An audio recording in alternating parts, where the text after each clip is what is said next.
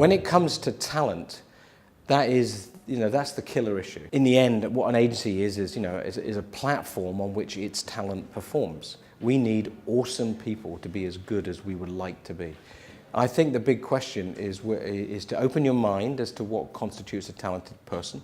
So we've got people that were obviously from a multitude of agencies and agency types, but we've also got a visiting professor from the Royal College of Art. We've also got ex-clients. We've also got guys who have their own fashion brand or music label.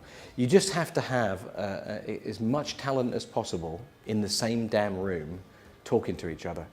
It makes it a little bit more difficult to manage because you've just, imagine filling the room with talent. You need them to be very collaborative, to like each other, to respect each other. But the main thing is to be absolutely open-minded as to where an idea might come from and therefore who you need in the building.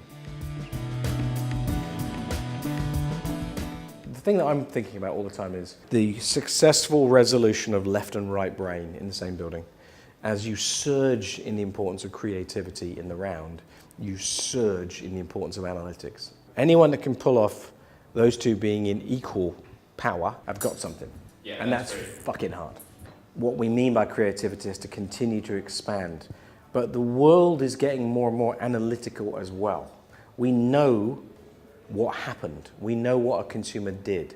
We know where a consumer is. There are hard facts as well as instincts and judgment and creativity.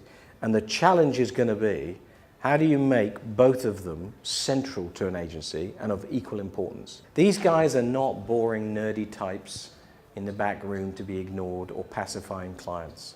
They're central. Some of our best work has been uncovered by analytics. For example, into what teenagers are doing with Google. One of the things that we were most successful with a few years ago, where we won a gold Effie, was a campaign for Converse. And the analytics department created the idea because they basically found out that all the embarrassing questions that a kid wants to ask, they asked Google. So why are no brands buying the keywords teenagers are actually searching? This insight led us to our big idea. Be the first brand to build a campaign around low competition, low cost searches that connect us directly to our audience. How do I kiss? They're not asking their friends, they're not asking their parents, they can ask Google. They can close the bedroom door and they can ask. Teenage boys are having a self-conscious, private moment searching how to talk to a girl on Google. We enlist a girl who is clearly out of your league to provide some just friendly advice. Okay, so I would be right here. And other hot girls that I'm telling you about that I'm gonna get you to would be Kid learns a here. lesson, everybody's happy. And we know teenagers are searching how to kiss. We created something to help them chill out. So the analytics department uncovered an incredibly useful behavior that then spawned the whole of an idea. So thinking of them as,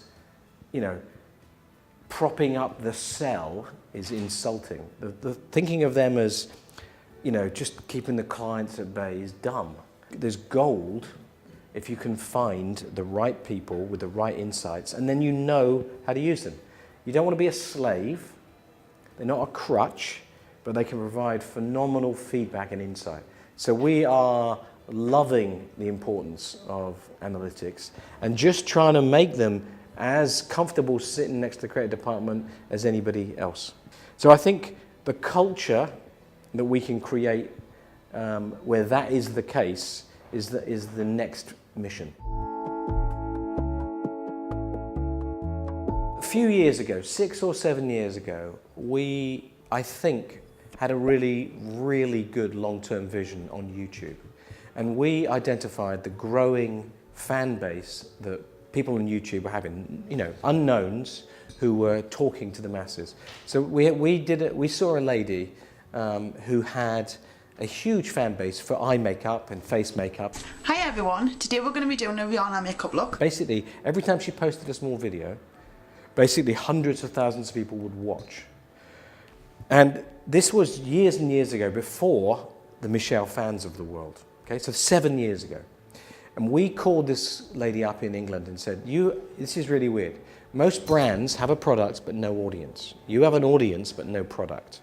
You need to monetize in a nice way, authentic way, the influence you've got. So perhaps we should develop your own makeup range with you. So we flew her out to America, did a deal with her, found a third partner to make the makeup, went and did a deal with Sephora and had all of her products in stores across America.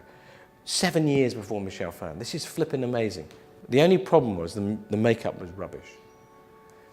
In other words, we were outside our area of expertise. So it's the wrong size. What do I know about the appropriate size of a palette of makeup? Nothing. The whole thing crumbled on execution.